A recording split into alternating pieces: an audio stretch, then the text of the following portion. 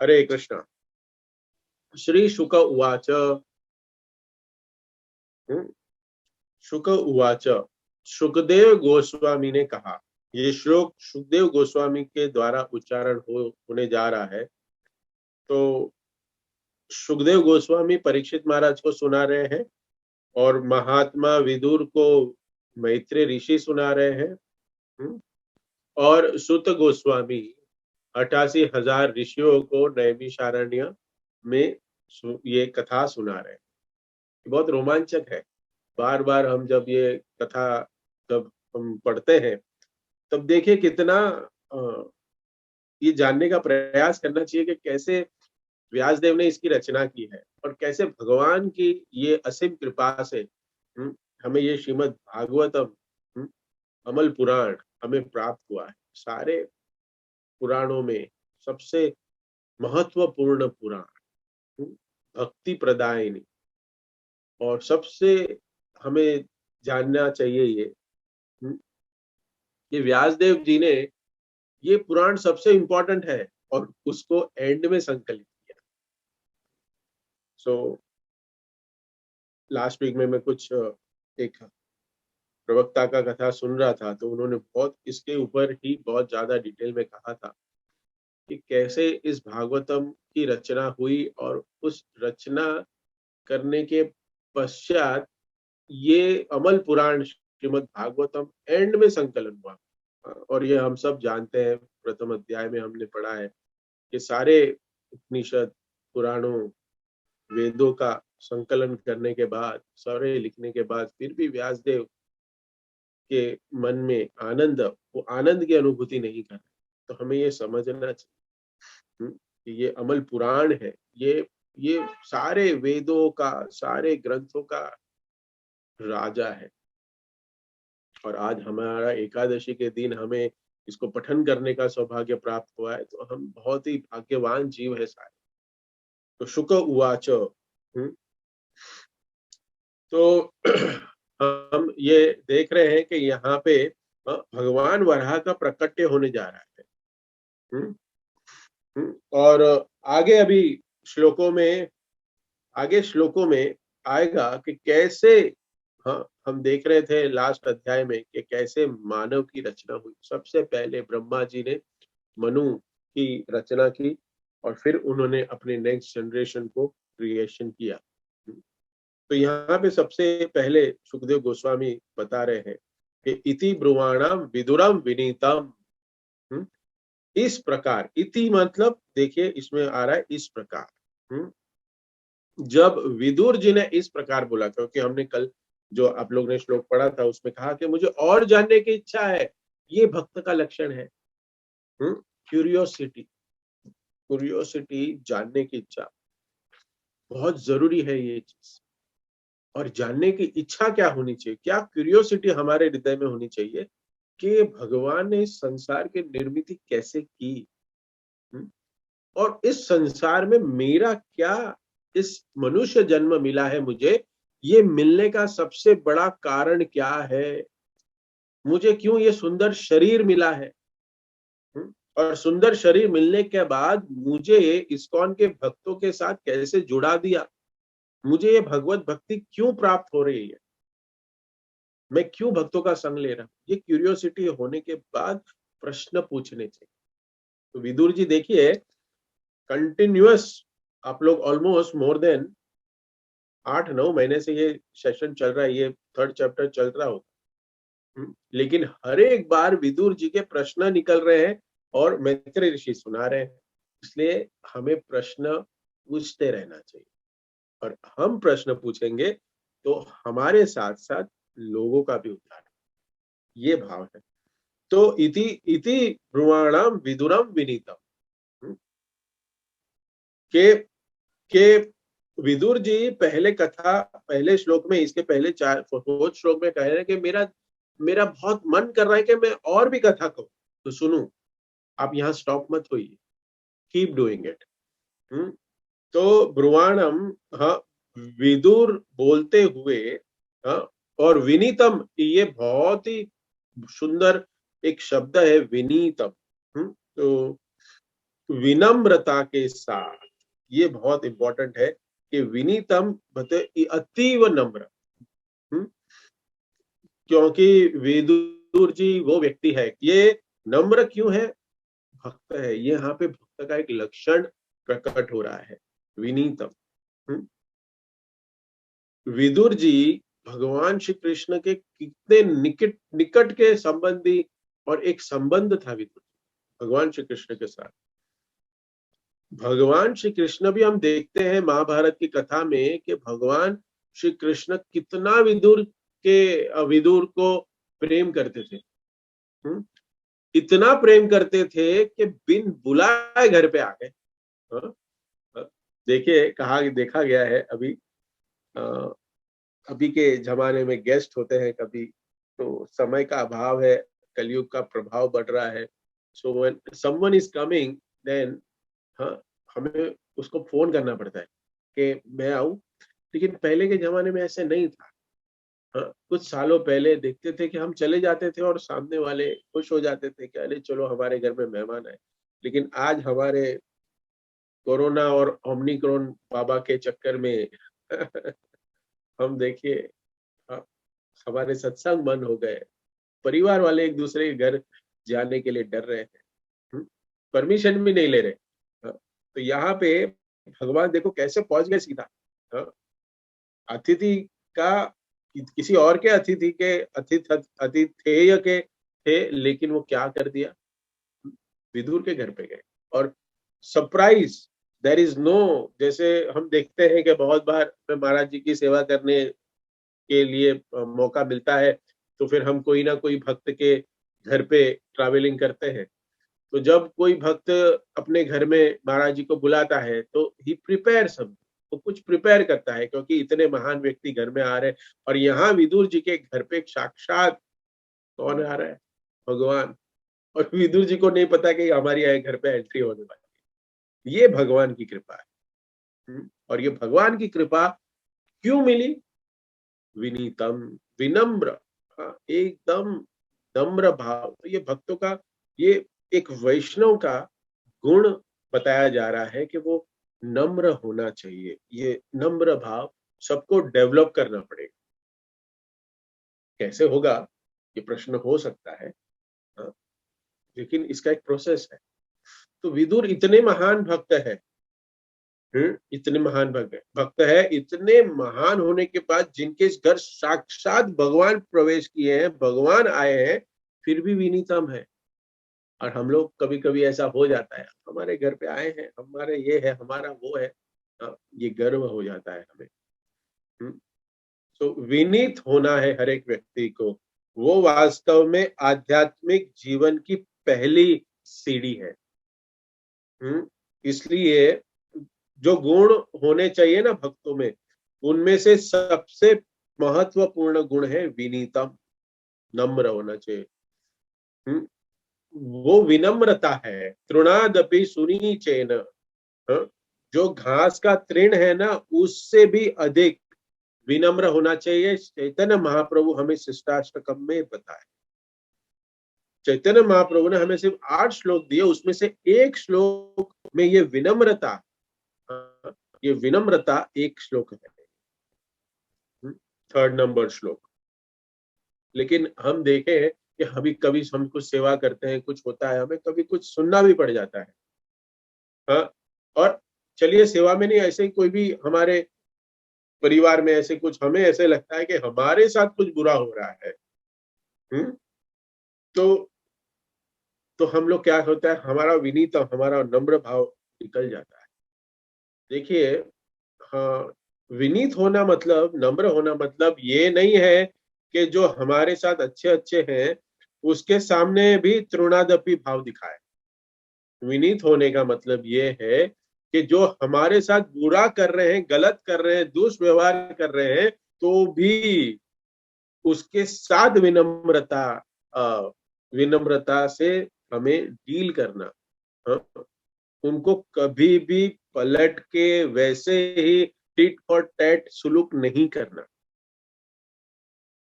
क्योंकि ऐसे वो कर रहे हैं और अगर बदले में हम भी ऐसे ही कर रहे हैं तो हमें क्या लाभ होगा? हाँ, हमारा क्या भगवत भक्ति करने का क्या लाभ होगा?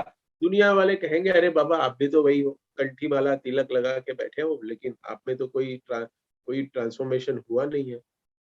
हाँ? कैसे होना चाहिए? उदाहरण हम देखते हैं प्रहलाद महाराज का। हाँ, भक्त प्रहलाद प्रहलाद महाराज के जीवन में अपने घर में अपने पिता द्वारा इतने कष्ट भुगतने पड़े, उनको इतना सारा ताप सहन करना पड़ा, लेकिन जब हाँ परित्राणाय साधुना विनाशाय च दुष्कृताम धर्म संस्थापनार्थाय संभवामि युगे।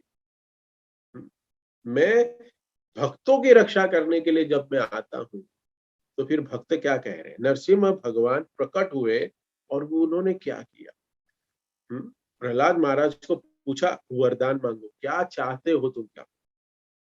हाँ, तो उन्होंने ना ही गाड़ी बंगला धन दौलत ऐश्वर्य कुछ नहीं मांगा, ना कि उन्होंने अपने लिए भगवत धाम मांगा कि भगवान मुझे आपके बैक टू गॉडेड ले लो। प्रहलाद महाराज ने कहा देखो विनम्रता भाव, जिस व्यक्ति के वजह से उन्होंने 5 वर्ष की आयु में इतने सारे ताप सहे, लेकिन उनके विषय में क्या निकल रहा है?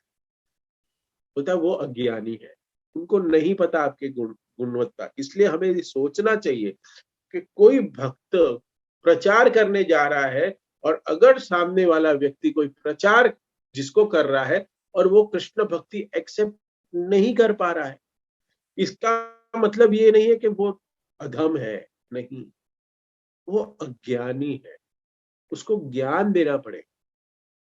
He has to understand that Shri Krishna is a supreme personality of Godhead। उनको बार बार उनके लैंग्वेज में, उनके सिलेबस में, उनको जैसे समझ में है वैसे एक प्रचारक को डिलीवर करना पड़ेगा, ये जरूरी है। प्रहलाद महाराज अपने पिता के लिए क्या कह रहे हैं? वरदान मांग रहे हैं, बोलता मुझे कुछ नहीं चाहिए, I don't want anything, I don't want, but आप इनके ऊपर कृपा करो भक्त। ये विनम्रता है, ये भक्त का लक्षण है। तो भक्त का जो भी मतलब है कि जैसे भक्त जिसको कहते हैं जो भगवान के ऊपर पूरा विश्वास रख के अपने जीवन में हमारे साथ जो भी कोई अत्याचार करे या कुछ भी हो जाए, हाँ, उसको भगवान की कृपा समझ के इसको बर्दाश्त कर, ये भक्त का लक्षण है। ये भगवान के प्रति पूरा विश्वास है, ये भक्त का परम लक्षण भी है। ये हम लोग कहते हैं कि हमारे जीवन में ये हो गया वो हो गया, देखिए पांडवों के जीवन में क्या हुआ। दे वर बिलियनर्स, इट मींस वो एक मालिक है पूरे, हाँ, पूरे भारतवर्ष के, राजकुमार है सब लोग, राजकुमार है सब, प्रिंसेस और प्रिंस है सब लोग। लेकिन फिर भी क्या हुआ? वो बैंकक्रप्ट हो गए। दे वर नॉट हैविंग एनीथिंग, बैंकक्रप्सी हो, लेकिन फिर भी भगवान में विश्वास नहीं छोड़ा। ये भक्त का लक्षण है, ये विनम्र भक्त। हम्म, हम्म, ये मेरे साथ गलत भी होगा तो भी अवश्य भगवान, इसके पीछे कुछ ना कुछ कारण होगा, और मेरे लिए अगर मैं भक्त हूं तो मेरे लिए वो भगवान उसके साथ क्या करना है वो देख लेंगे, उनका कर्तव्य मैं नहीं करूंगा। तो भक्त के साथ अगर कोई बुरा होता है तो भक्त उसका प्रतिरोध नहीं करता। ये बहुत डाइजेस्ट करने में बहुत डिफिकल्ट है ये चीज।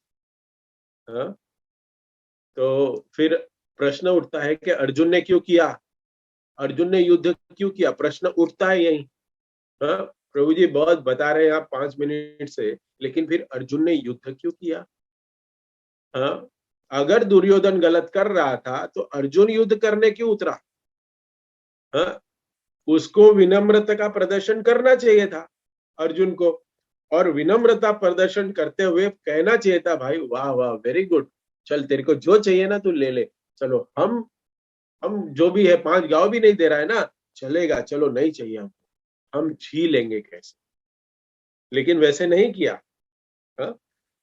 क्योंकि समझिए इसको कि अर्जुन ने जो युद्ध किया वो अपने अपमान के लिए नहीं किया, अपने अपमान का बदला लेने के लिए नहीं किया, बल्कि धर्म की सुरक्षा, धर्म को स्थापना करने के लिए किया और भगवान के आदेश के अनुसार किया। क्योंकि अर्जुन ने विनम्रता का भाव तो पहले ही अध्याय में विषाद योग में प्रदर्शित कर दिया था। करेक्ट, आप लोग सब लोग ने भगवत गीता पढ़ी है, कि मुझे युद्ध करना ही नहीं है, हा?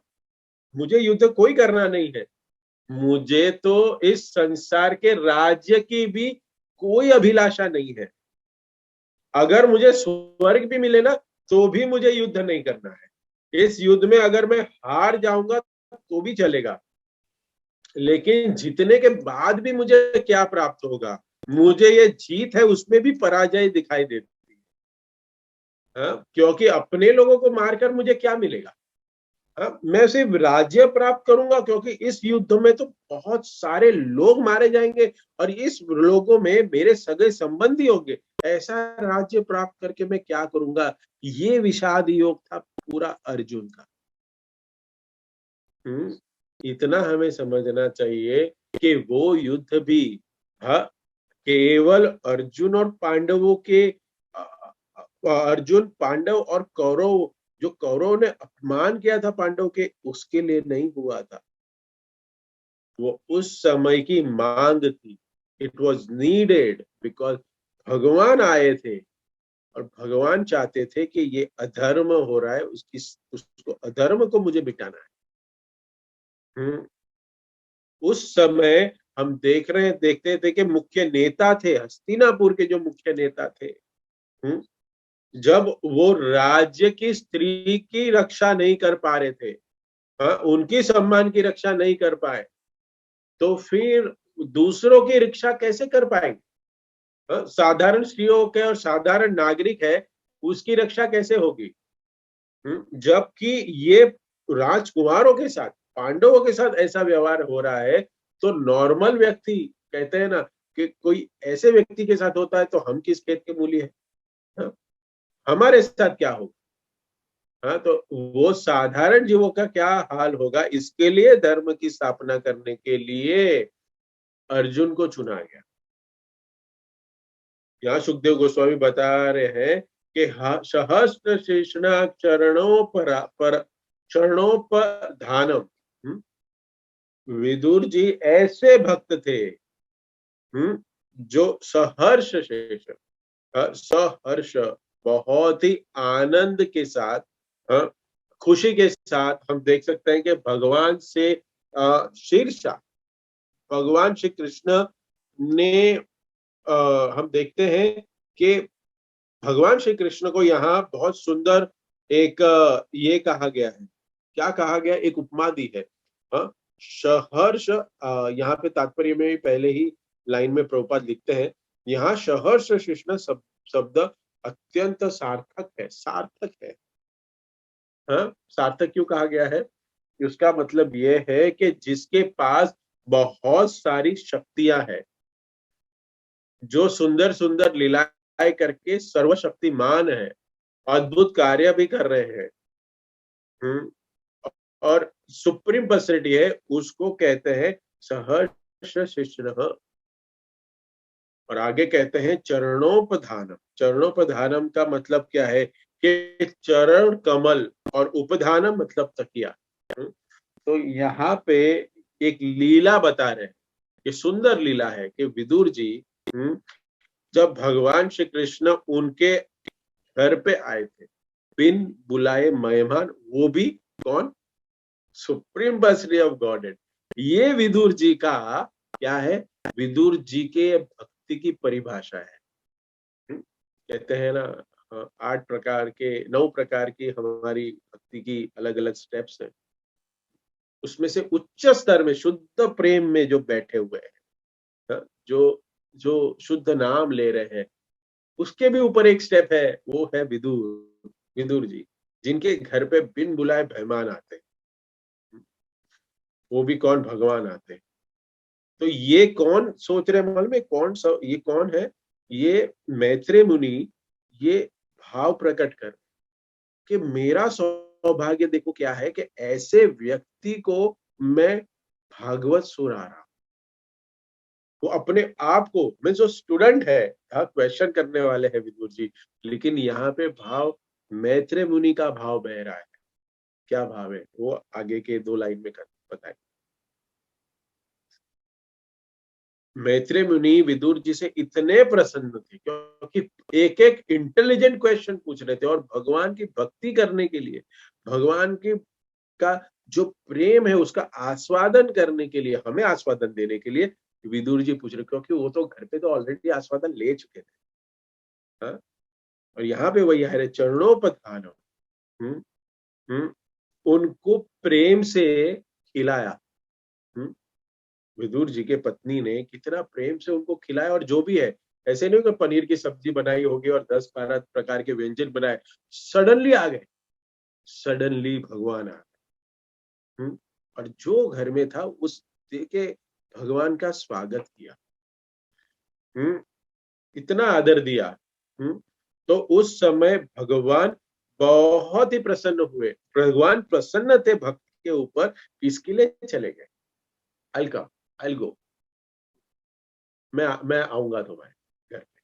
देखिए, अरे भगवान क्या है ये क्या है, आ गए। ये भाव है। ऐसी भक्ति करनी पड़ेगी।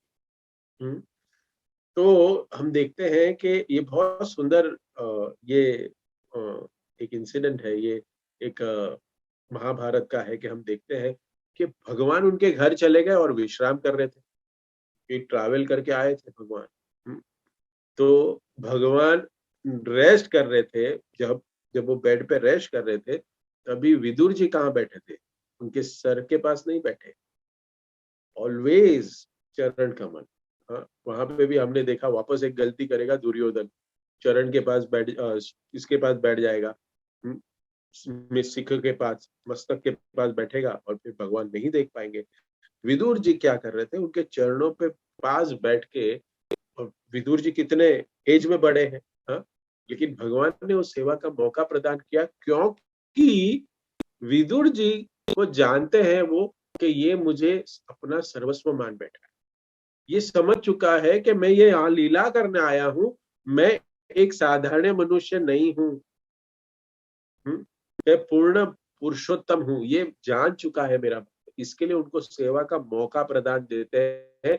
तो जब तक हम भगवान श्री कृष्ण को हमारा सर्वस्व प्रदान नहीं करते, हमें पूर्ण रूप से सेवा का मौका प्रदान नहीं होता। नहीं होता मतलब क्या है, कि भगवान नहीं देते सेवा, नहीं, भगवान हमारे जीवन में ऐसी परिस्थिति अनुकूल नहीं बनाते जिससे हम ज्यादा से ज्यादा सेवा कर पाए। ध्यान से सुनिएगा इसको, ये भाव है। वी वोंट क्रिएट एटमोस्फियर हमारे आसपास कि हम ज्यादा से ज्यादा सेवा कर पाए। सो देयर इज समथिंग, कि अभी भी हमारे कहीं ना कहीं कोई ना कोई त्रुटि है। लेकिन यहाँ पे भगवान ने, देखिए कि भगवान के चरण सहला रहे थे विदुर। हम्म विश्राम कर रहे थे भगवान, और बातें कर रहे थे। विदुर जी चरण पे बैठ के बातें कर रहे थे। कृष्णा, भगवान, ये क्या, इसको क्या बताऊं मैं दुर्योधन को। आपने इतना सुंदर संदेश, आप संधि के लिए आए हो, लेकिन ये दुर्योधन, हाँ, कुटनाती, ये जो संगति में बुरा हो गया है, संगति में बुरा था। It's most important, it's most important is association. Duryodhan बुरा नहीं बनता अगर वो गांधार से उसका शकुनी मामा नहीं आता, नहीं आता, तो ये सब एसोसिएशन के वजह से ही हुआ था। विदुर जी बता रहे कि पता नहीं ये दुर्योधन को आपके प्रति इतनी घृणा क्यों है, ईर्ष्या क्यों है, वो क्यों नहीं मानता। ऐसे आदान प्रदान कर रहे थे और सोच रहे थे कि कैसे हस्तिनापुर का भाग्य रचा जाए। दोनों बातें कर रहे थे, भगवान और विदुर जी। सो विदुर जी, ये जब ये पैर सहला रहे थे, पैर दबा रहे थे, मसाज दे रहे थे, हाँ, कि वो को, और ये सौभाग्य प्राप्त हुआ था, और दबाते दबाते विदुर जी ने क्या कर दिया, हम्म भगवान ने क्या किया, भगवान ने और सेवा का मौका दिया। भगवान ने अपना पैर उठा के उनकी गोद में रख दिया, उनकी गोद में खुद रखा पैर। हाँ? और उनसे फिर बातें करने लगे अच्छे से सेवा। हाँ, you will be more comfortable, क्योंकि गोद में रखने के बाद है ना, वो सहलाने को ज्यादा अच्छा होता है। हम्म चरणोपधान, ये बहुत सुंदर शब्द है। चरणों के को अपने गोद में रख के सेवा का मौका प्रदान किया।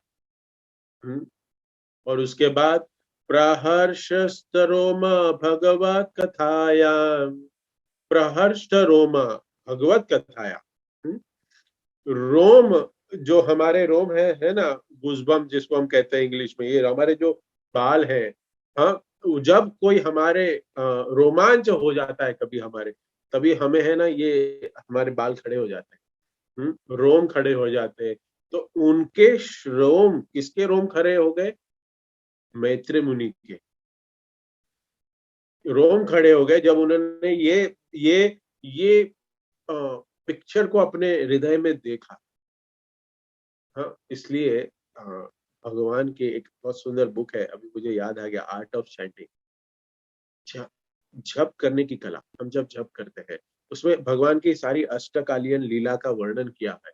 तो आप जब भी ये बुक पढ़ते हैं, उसमें हमें पता चलता है कि अभी कितने बजे है। अभी 9 बजे है। तो भगवान अभी आए हैं राधा रानी के साथ मीटिंग करके रात को, और फिर अभी भगवान श्री कृष्ण को मैया नहलाएगी और उसको कपड़े पहनाएगी, और फिर अभी भगवान जाएंगे गैया चराने के लिए। ये लीला अभी चल रही है, अष्टकालीन प्रहर की लीला। हम देखते हैं कि हर एक लीला, हर एक टाइम में अलग अलग भगवान लीलाएं करते हैं। तो वो स्मरण आ गया विदुर जी, मैत्रेय मुनि को, कि कितना सुंदर आपका भाग्य है। सुना रहे भगवान की कथा मैत्रेय मुनि विदुर जी को। हाँ? लेकिन ऐसी भगवान की अनुकंपा विदुर जी के ऊपर हुई है, वो स्नेह को याद करके उनके रोम है, जो मैत्रेय मुनि के रोम है, वो क्या हो गए? खड़े हो गए। भगवत कथाया, भगवान के जो संबंध है, भगवान के साथ उनका संबंध है, वो स्मरण आ गया। और प्राणीय मानो मुनिर अभ्यस्त, अभ्यचष्टा। और ऐसे मुनि रभ्यो, कि मुनि ने ऐसे भाव को, ऐसे विदुर जी के इस सौभाग्य को जान के कितने प्रभावित हुए, और फिर आगे की कथा उन्होंने कहने की प्रारंभ की। ये यहाँ पे श्लोक में बता रहे हैं। और जैसे ही विदुर जी के बारे में ये जब उन्होंने देखा कि विदुर जिसको मैं कह रहा हूं ये कथा, वो कौन है? वो कौन है कि जिसके चरण कमल, भगवान के चरण कमल साक्षात उनकी गोद में पड़े हुए, ये विदुर जी को कथा कहने का मेरा सौभाग्य प्राप्त हुआ है। वो अपने आप को सौभाग्यशाली, मैत्रेय मुनि। सुखदेव गोस्वामी बता रहे हैं ऐसा, कि मैत्रेय मुनि का ये भाव था। ऐसे बोलने का प्रयास किया आगे। और आगे मैत्री मुनि बताएंगे कि विदुर जी के जो प्रश्न है, और वरादेव का अपीयरेंस कैसे हुआ, क्या हुआ है। हाँ, तो ये प्रश्न जो किया है, तब उनके बारे में आगे अभी उत्तर बताना शुरू करेंगे। मैत्र मुनि से विदुर जी प्रश्न कर रहे हैं। तो विदुर जी को देखकर ऐसा लग रहा था कि वो महान महात्मा है, जिनके साथ भगवान का कितना निकट का संबंध है। और आज वो मुझसे भगवान की कथा का श्रवण कर रहे हैं, तो मेरा अहोभाग्य है, मेरा भाग्य है। ये गुरु के लक्षण है, ये भक्त के लक्षण है। ऐसा नहीं आई एम द प्रवक्ता, मैं बता रहा हूँ, आई एम द सुप्रीम, हाँ मैं कथाकार हूँ, ये भाव नहीं है। ऐसे शुद्ध वैष्णव की कथा, सभी वैष्णवों को कथा कहने का प्रदान, मुझे कथा बोलने का मौका मिला है, तो ये मेरा भाग्य है। किसके वजह से? वक्ताओं के वजह से। हम्म, तो ऐसा सोचकर मैत्र मुनि को हर्ष हुआ। हम्म, तो ये बहुत आगे ये सोचा कि ये बहुत बड़ा सौभाग्य है मेरा कि मैं इतने इतने श्लोक इतने में बोल रहा हूँ, और अभी उनको याद आया कि ये भगवान के चरण कमल इनके गोद में पड़े हुए ऐसे व्यक्ति को बोलने का मुझे मौका मिला है। और फिर और आगे अपनी कथा को आगे बढ़ाएंगे। तो ये भाव हमें समझना चाहिए कि नम्र बनना है भक्त को, विदुर जी के जैसे। विदुर जी ने जैसे नम्रता का भाव अपने हृदय में प्रकट किया, वो नम्रता का भाव प्रकट करे, सेवा करे। हम्म, और अगर किसी को कुछ प्रचार करने का मौका मिले, हर एक भक्त अपना अपनी क्षमता के हिसाब से प्रचार करे, और प्रचार करके ये भाव रखे कि मुझे भगवान की स्तुति करने का मौका प्रदान हुआ है, वो भी श्री प्रभुपाद की अनुकंपा के वजह से। आज प्रभुपाद ने अगर ये ग्रंथ का संकलन नहीं किया होता तो आज हम ये भाव कैसे समझ पाते, बताइए। संस्कृत के कितने सारे यहाँ तज्ञ बैठे हैं, बताइए। कितने सारे हाथ ऊपर करके बता सकते हैं कि हम संस्कृत के स्कॉलर हैं। कौन कौन है? चलो, जो संस्कृत का स्कॉलर नहीं है वो हाथ ऊपर करके बताएं कि यहाँ आज जो भी बैठे हुए हैं, जितने भी पार्टिसिपेंट्स है, इसमें संस्कृत के विशारद को। मैं तो नहीं, मैं तो नहीं। और कोई है? अच्छा। देविका है। माता, देविका माता जी है। Yes yes. देविका। लेकिन शिल प्रभुपाद की, हाँ, प्रभुपाद कहते हैं, एक बार प्रभुपाद कहते हैं कि वो बहुत एक अच्छा उदाहरण देते थे कि हमें संस्कृत आता है, इतना कितने कितने सालों पढ़ने के बाद भी हमें इस श्लोक के इंटरनल जो भक्ति वेदांत तात्पर्य है वो हमें नहीं समझ आते। जैसे एक बच्चा होता है, वो इंग्लिश तो पढ़ लेता है, करेक्ट, इंग्लिश उसको आता है, लेकिन अगर उसको साइंस की किताब दो तो वो थोड़ी साइंटिस्ट हो जाए।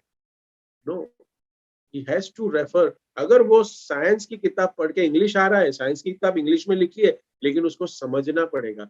और ये समझाएगा कौन? वेदांत तात्पर्य। ये तात्पर्य से हमें समझ में आता है। और श्रील प्रभुपाद की अनुकंपा हमारे पर, अहेतु की कृपा, प्रभुपाद ने इतना मेहनत करके हमें ये श्रीमद् भागवतम दिया, इसका संकलन किया कि एक एक श्लोक के ऊपर वेदांत तात्पर्य दिए, जिससे हमें समझ में आया कि प्रभुपाद ने हमारे ऊपर इतना महान कार्य किया है। आप सभी भक्त लोग ने अभी मैराथन में इतनी सारी भगवत गीताएं बांटी। हाँ, भगवान प्रभुपाद की आपके ऊपर कृपा होगी, ऑलरेडी कृपा है, इसलिए तो कर पा रहे हैं। तो इसी के साथ इस कथा को यहाँ विराम देते हैं, और आप सभी भक्तों से निवेदन करते हैं कि ऐसे ही माता जी के साथ कथा में जुड़ते रहिए, सेवा करिए, और साथ साथ प्रचार करके मदद करिए, अपनी अपनी क्षमता के हिसाब से प्रचार करना। तो यही यहाँ पे भाव विदुर जी भी बता रहे हैं कि विदुर जी के माध्यम से वक्ता जो है वो अपने आप को सौभाग्यशाली मानता है कि ऐसे श्रोता को मुझे कहने का मौका मिला। और यही भाव के साथ मैं भी यहाँ पे इस कथा को यहाँ विराम देता हूँ। Thank you. हरे कृष्णा। श्री प्रभुपाद की जय।